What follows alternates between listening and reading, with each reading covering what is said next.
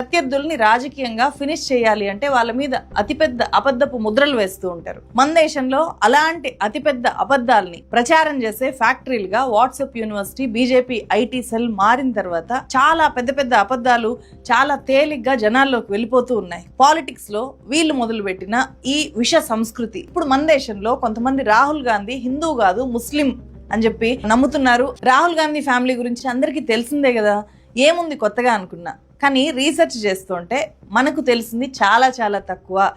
ఖచ్చితంగా తెలుసుకోవాల్సినవి చెప్పి తీరాల్సినవి చాలా ఉన్నాయి ఈ ఇష్యూలో అని చెప్పి ఈ వీడియో రికార్డ్ చేస్తున్నాను. మన దేశ స్వాతంత్రోద్యమ చరిత్ర తెలిసిన వాళ్ళకు నెహ్రూ ఫ్యామిలీ హిస్టరీ గురించి బాగా తెలుసు. ఇక్కడ చాలా మందికి పెద్దగా తెలియని నెహ్రూ కుటుంబ మూలాల గురించి ఖచ్చితంగా చెప్పాలి. ఎందుకు చెప్తున్నానో నేను చివరిలో చెప్తాను. నెహ్రూ ఫ్యామిలీ చరిత్ర అనేది జవహర్ లాల్ నెహ్రూ ఆయన తండ్రి మోతీలాల్ నెహ్రూతోనే మొదలవలేదు. ఎందుకంటే మనకు ఇండియా ఫ్రీడమ్ ఫైట్ లో వీళ్ళిద్దరి పేర్లు బాగా తెలుసు. బాగా చదువుకొని తద్వారా వచ్చే అవకాశాలు అందుకున్న బ్రాహ్మణ కశ్మీరీ పండిట్ల కుటుంబంగా నెహ్రూల కుటుంబానిది 350 ఏళ్ల చరిత్ర. భారతదేశ తొలి ప్రధాని జవహర్ లాల్ నెహ్రూ తండ్రి మోతీలాల్ నెహ్రూ, ఆయన తండ్రి గంగాధర్ నెహ్రూ. ఆయన 1857లో చివరి మొఘల్ కొత్వాల్ అంటే పోలీస్ ఆఫీసర్ గా నెహ్రూ తాత గంగాధర్ నెహ్రూ పనిచేశారు.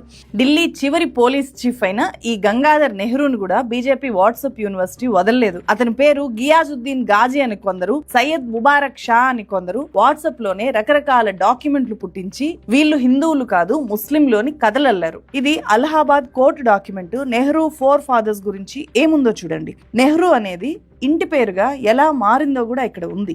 నెహ్రూ ఫోర్ ఫాదర్స్ కశ్మీర్ కు చెందిన బ్రాహ్మణ కౌల్ పండిట్స్ వాళ్ళు. నెహ్రూ ముత్తాత పండిట్ రాజ్ కౌల్ చాందినీ చౌక్ పక్కన వాళ్ళు ఉండడానికి ఒక ఇల్లు ఇచ్చారు. వాళ్ళ ఇంటి పక్కనే ఒక కాల్వ వెళ్లేదంట.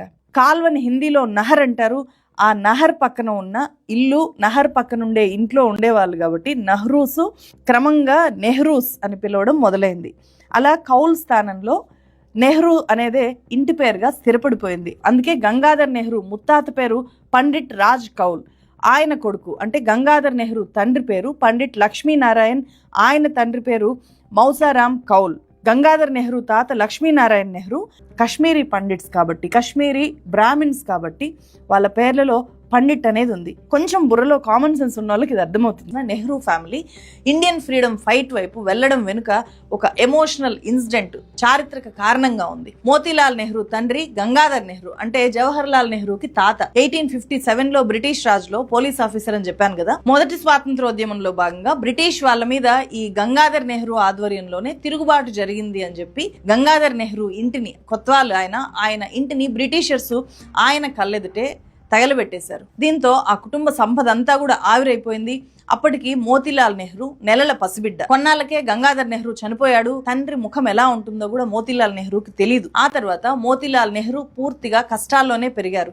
ఆ కష్టాలకు కారణము బ్రిటిష్ వాళ్ళు మా ఇంటిని తగలబెట్టడమే అనేది బాల మోతీలాల్ నెహ్రూ మదిలో బలంగా ముద్రించుకుపోయిన ఇన్సిడెంట్. సో తమ ఇంటిని కాల్ చేసిన బ్రిటిషర్స్ ని ఈ దేశం నుంచి తరిమి కొట్టాలి అనే కసితోనే ఆయన పెరిగి పెద్దయ్యారు. మోతీలాల్ నెహ్రూ బాగా చదువుకుని దేశంలోనే నంబర్ 1 లాయర్ అయ్యి కోట్లకు పడగలెత్తారు. కొడుకు జవహర్ లాల్ నెహ్రూను కూడా అదే లక్ష్యంతో పెంచి పెద్ద చేశారు. అందుకు తగ్గట్టే ఆయన్ని ఫారెన్ పంపించి ఉన్నత చదువులు చదివించారు. అలా మోతీలాల్ నెహ్రూ సంపాదించిందంతా కూడా ఇండియన్ ఫ్రీడమ్ ఫైట్ కోసం ఆయన చాలా ఉదారంగా ఖర్చు పెట్టడానికి ముందుకు వచ్చారు. అప్పటిదాకా మోతీలాల్ నెహ్రూ ఫ్రీడమ్ ఫైట్ లోకి వచ్చేదాకా కూడా పోరాడడానికి చాలా మంది లీడర్స్ ఉన్నారు. బ్రిటిషర్స్ మీద పోరాడేంత ఎక్కువగా ఆర్థిక శక్తి అప్పుడున్న ఇండియన్ నేషనల్ కాంగ్రెస్ కి లేదు. మోతీలాల్ నెహ్రూ వచ్చిన తర్వాతనే ఇండియన్ నేషనల్ కాంగ్రెస్ కి ఒక 1000 ఏనుగుల బలం వచ్చింది పోరాడడానికి మనుషులుంటే సరిపోదు, గుండె నిండా ధైర్యం ఉంటే సరిపోదు కదా, చాలా ఆర్థిక వనరులు కూడా అవసరం తట్టుకొని నిలబడాలి అంటే. సో ఆ ఆర్థిక వనరుల్ని సమకూర్చిన వ్యక్తి మోతీలాల్ నెహ్రూ. తను అలహాబాద్ లో తన కుటుంబం ఉండడానికి ఎంతో ప్రేమగా కట్టుకున్న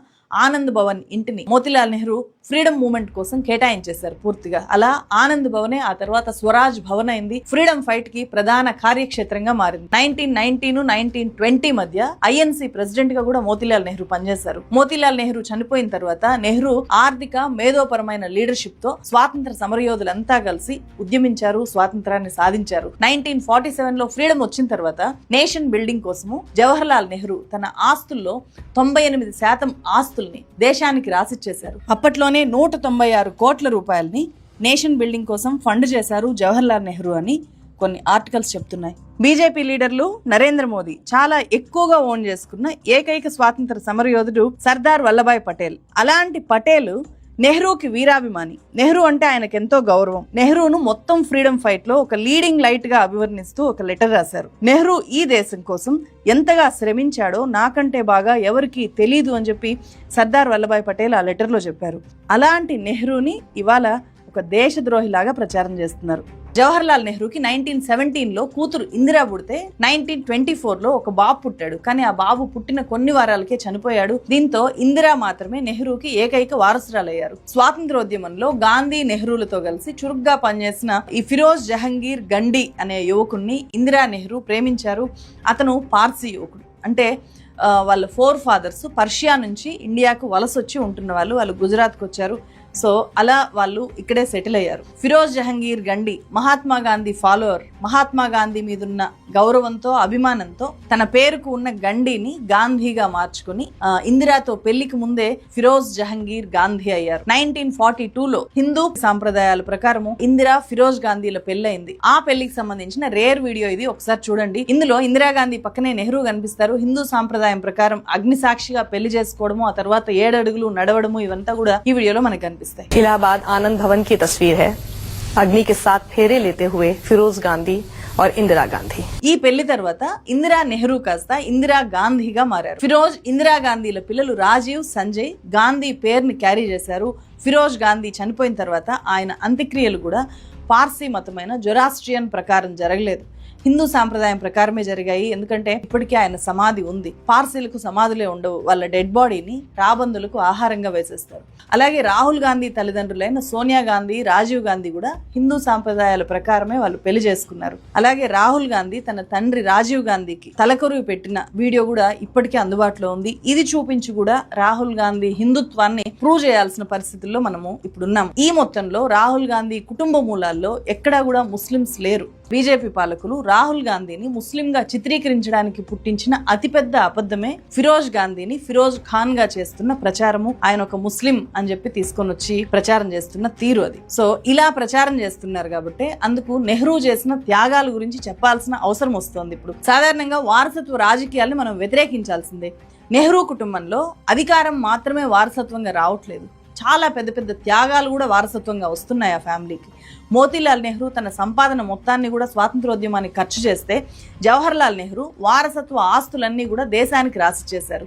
ఇందిరాగాంధీ, రాజీవ్ గాంధీ ప్రాణాలను త్యాగం చేశారు దేశం కోసం. ఈ త్యాగాల మధ్య పెరిగాడు కాబట్టి బహుశా రాహుల్ గాంధీలో ఎలాగైనా సరే ప్రధాని అయి తీరాలి అన్న అధికార దాహము, అధికార కాంక్ష పెద్దగా కనిపించదు. అందుకోసం కొత్త కొత్త ఎన్నికల వ్యూహాలకి, దిగజారుడు ఎన్నికల వ్యూహాలకి వెళ్ళాలి అనే ఆలోచన కూడా రాహుల్ గాంధీలో కనిపించకపోవడం వల్ల రాహుల్ గాంధీ ఇప్పటికే ఒక ఫెయిల్యూర్ పొలిటీషియన్ అనే విమర్శలు ఎదుర్కొంటున్నారు. భారత్ జోడో యాత్ర అనేది రాహుల్ గాంధీని నరేంద్ర మోదీకి సమఉజ్జీగా మార్చింది. భారత్ జోడో యాత్ర తర్వాతే రాహుల్ గాంధీ బలహీన వర్గాల గొంతుగా బలంగా మారారు. అందులో భాగంగానే కులగణన చేసి దేశ సంపదలో ఏ కులం వాటా ఎంత ఉందో తేల్చి ఆ కులం వాటా వాళ్ళకి దక్కేలాగా చేయాలి అని చెప్పి ఆయన పదే పదే చెప్తున్నారు. చాలా పెద్ద ఎత్తున క్యాంపెయిన్ చేస్తున్నారు కులగణనని. నిజానికి రాహుల్ గాంధీ మూలాలేంటి? వాళ్ళది కశ్మీరీ బ్రాహ్మణ కుటుంబం, కశ్మీరీ పండిట్స్ వాళ్ళు.